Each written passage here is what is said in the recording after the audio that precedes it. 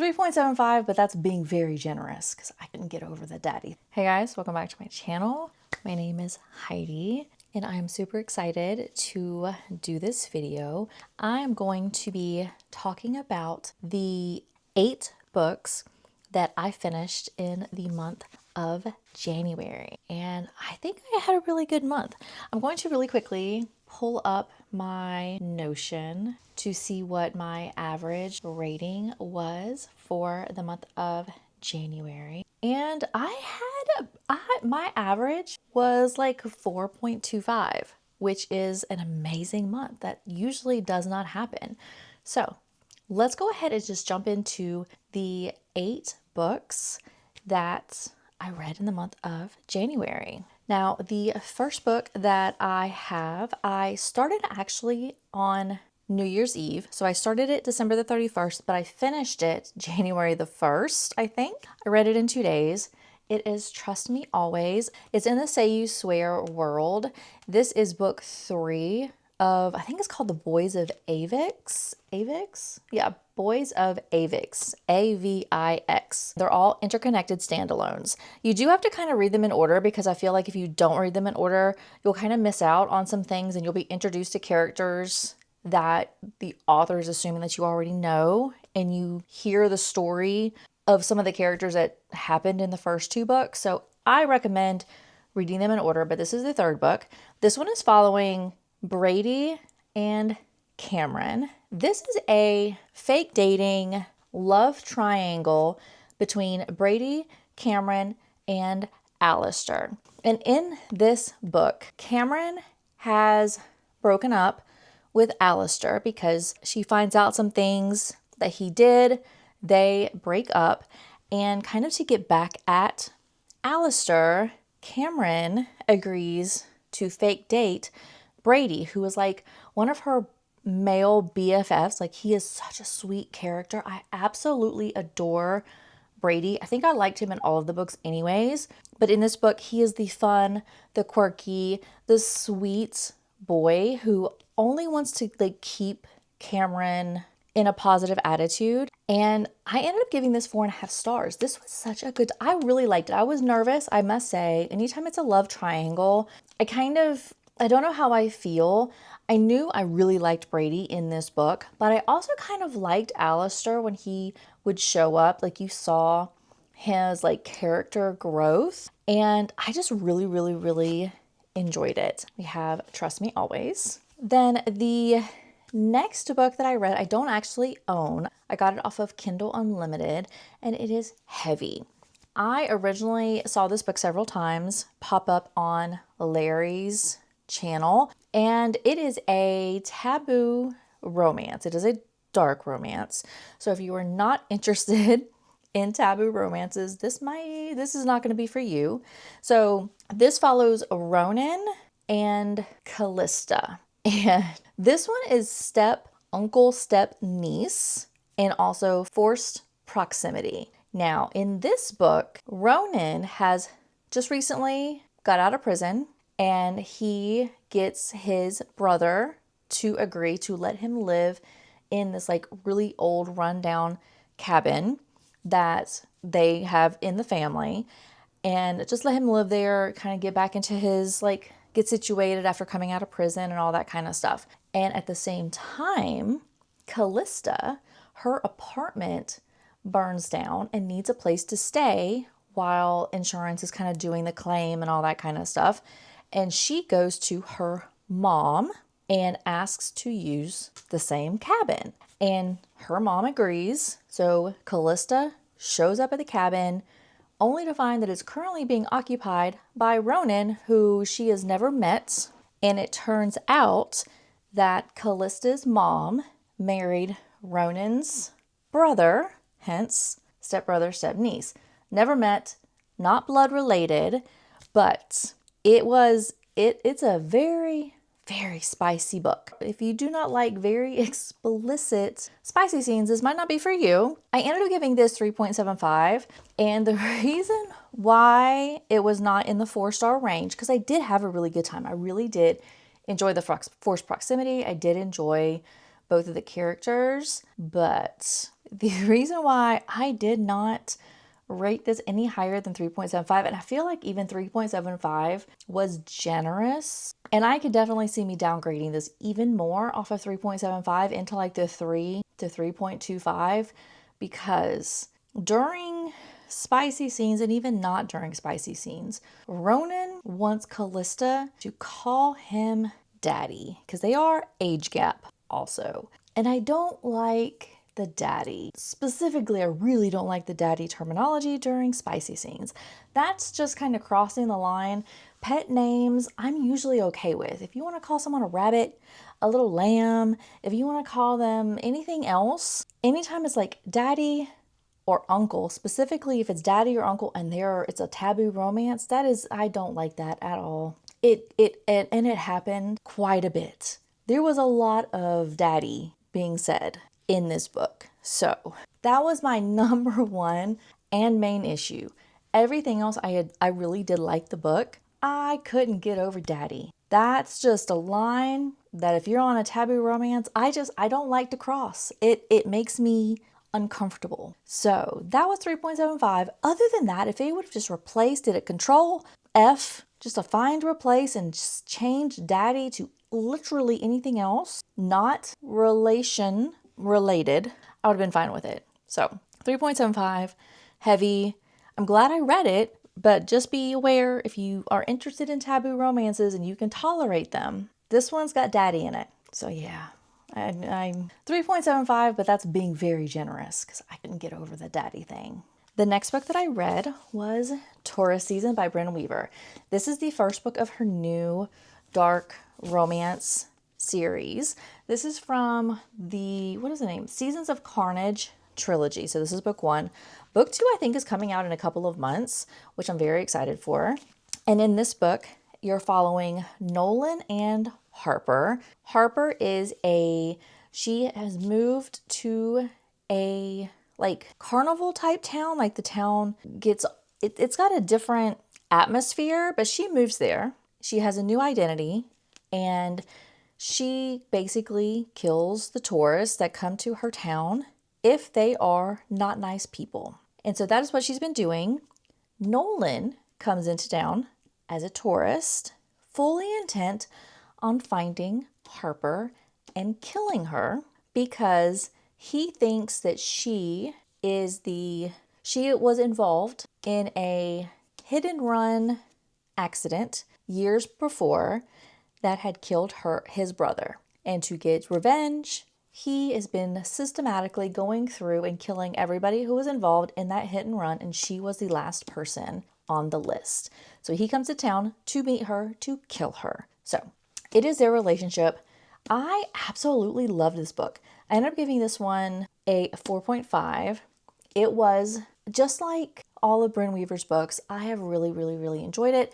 She has a lot of crazy, very interesting trigger warnings. She has a thing about eyeballs. If you can't handle gross eyeball situations, maybe not the best book for you. It does have gore in it and kind of a little bit of a graphic gore, but it's not like scary or thrilling or anything like that. Like you don't get your heart racing when you're like going through the book. It's very much a dark romance, and it was such a fun time. She also has little side characters that are animals, and in this story, Harper has what is she? I think he's a crow, like a black crow, I think is what, I'm pretty sure it's a black crow or something of that. But it was a very good time. I cannot wait for the next book. The next book, I think, is called Harvest Season, and I think I already have it pre-ordered. So I'm excited for that one to come through. This was a very good book. I gave it 4.5, and I cannot wait for book 2 of the Seasons of Carnage to come out. The next book that I read in January was I finally picked up Brimstone. I had to do a kind of a really quick recap of what happened in book 1 because it had been quite a while since I had read book 1, and this is a monster of a book. So this is book 2 of the Quicksilver series. This is following Kingfisher and Ceres. don't know how to say her name.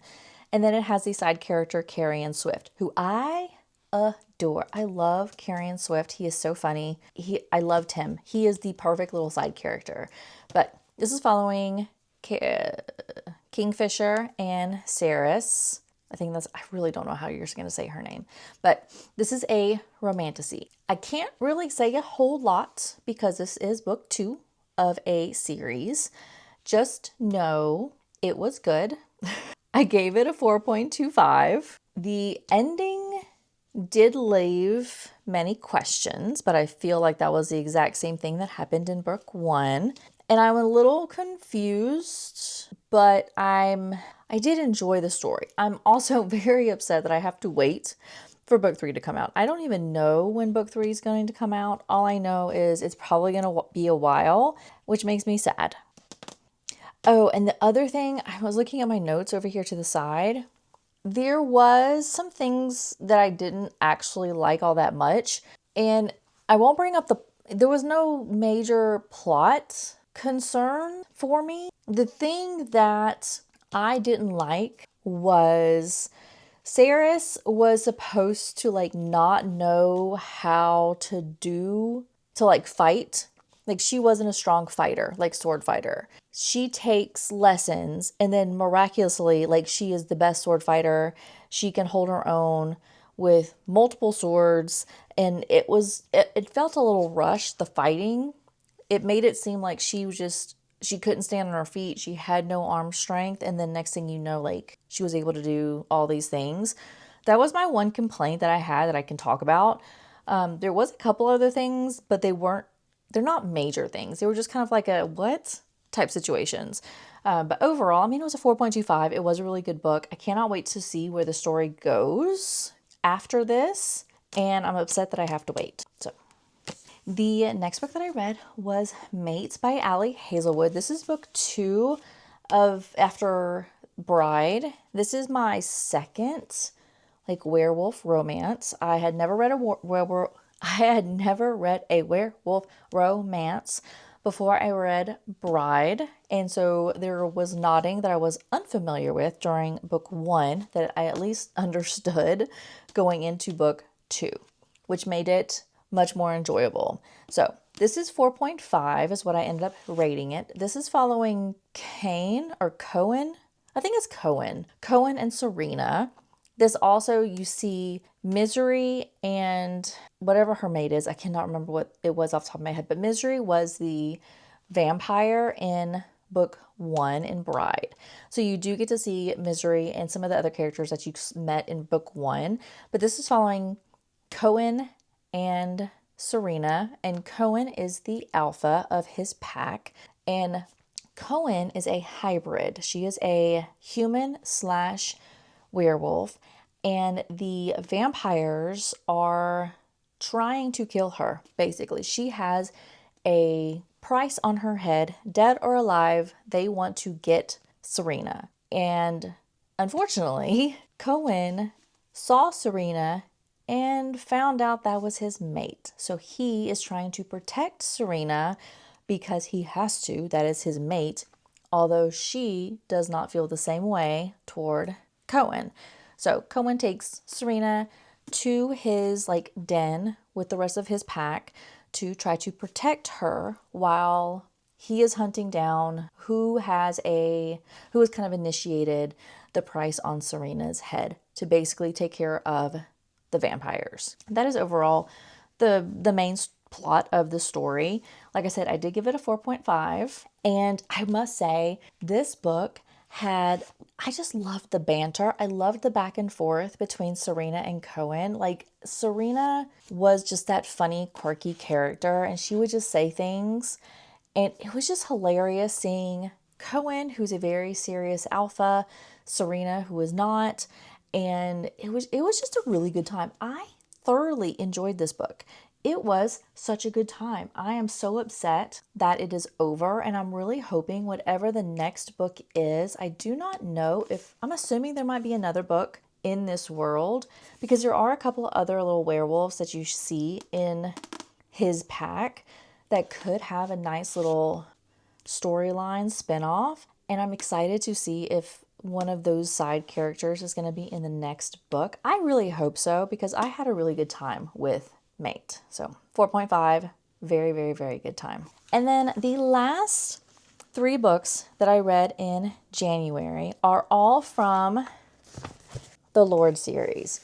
I am slowly doing a reread of the entire Lorde series because the book 7, I believe, just recently came out, and I wanted to do a reread of all of the Lorde series so that way when I got to the last book, I would be fresh and remember everything that's happening and all the characters, because I read The Ritual back in 2024, so it has been about a year and a half since I read the first book, and I just want to do a refresher. So that is what I started to do in January. So the first book of the Lorde series is The Ritual. This is going to follow Riot and Blakely. I ended up giving this 4.5. I believe I even put on my notes. I did. So I have all of the books that I have reread already.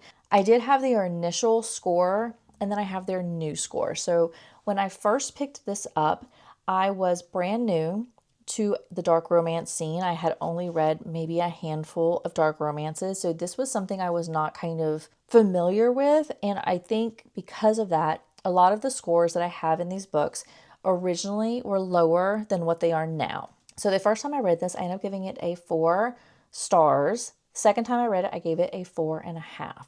And I really, really, really did enjoy Riot and Blakely in this book. This is kind of the introduction into the Lorde series. You get to know kind of what the purpose of the Lords are, like what their background is, what they do, how they believe, what they believe, how they act, and all that kind of stuff. It is kind of a secret society in a college, and all of the men who join into the Lords, they go through college and they have to be initiated into the Lords.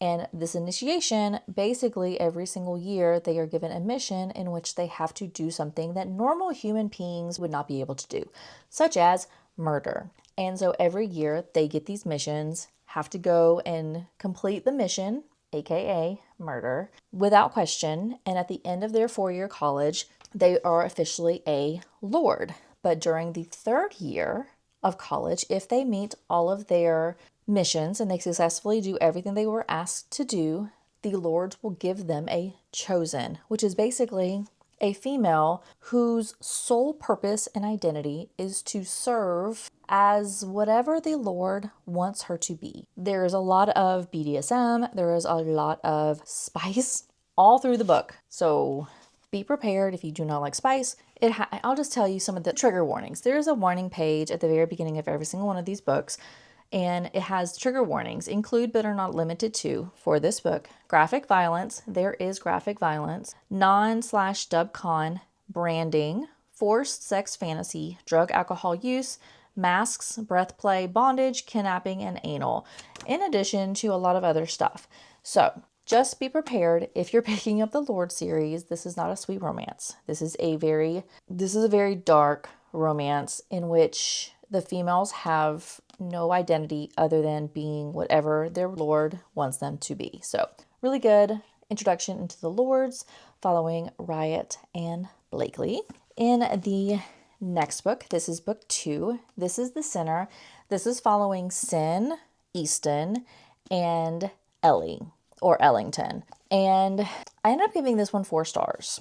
The original time I did a read for this was 3.75. Now, this was lower, and I wasn't, so this was a 4 star, and I really thought this was going to be a higher rated book because I thought before I read this that this was one of my favorite MMCs, but now that I'm thinking about it, I think I'm getting him confused with Saint, who is one of the Spade brothers, and I have not reread his book yet, and I think I was confusing in my head Saint and Sin. I think I had them swapped because I thought I was going to like this so much better.